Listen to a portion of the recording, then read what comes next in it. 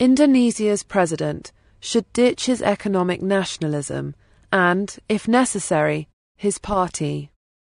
To ditch means to abandon something. So if a man ditches his wife, it means he's just abandoning her.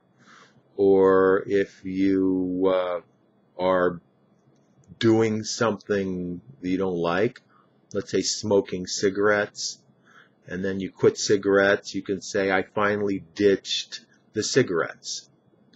The logic seems to come from driving a car, where maybe instead of getting into an accident, you pull the car into a ditch. Or maybe it means like you don't want something, so you just throw it in a ditch to get rid of it, like it's a piece of trash. So metaphorically, it means to end a relationship with someone or something and to abandon it. There was this politician who was running for mayor, and I was going to vote for him, except the opposition candidate put these advertisements up about how he ditched his wife and children when he was younger, and I just decided that he didn't have the right character to win the election.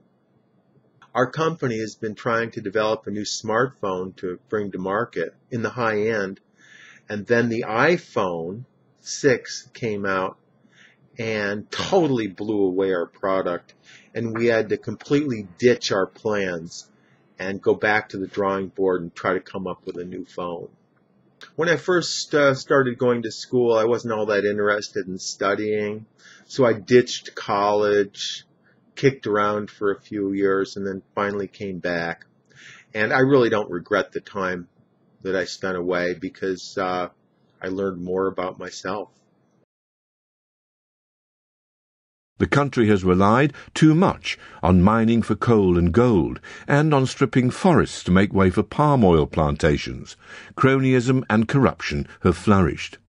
Cronyism refers to a system, typically a political system, but also an economic system, where people tend to favor people from an inside group, typically family members or friends of friends, and they don't really hire too many people from outside the group.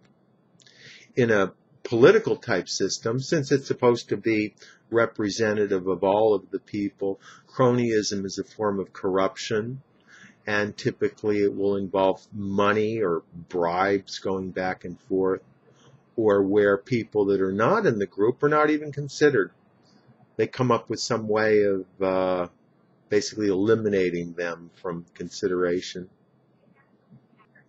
A lot of the major cities in the U.S.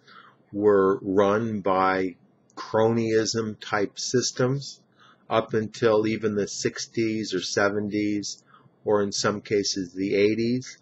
But in more recent years, there's been a very, very strong effort to open up the process, make it more transparent, so that it's less corrupt and so that everybody gets a chance to participate in government.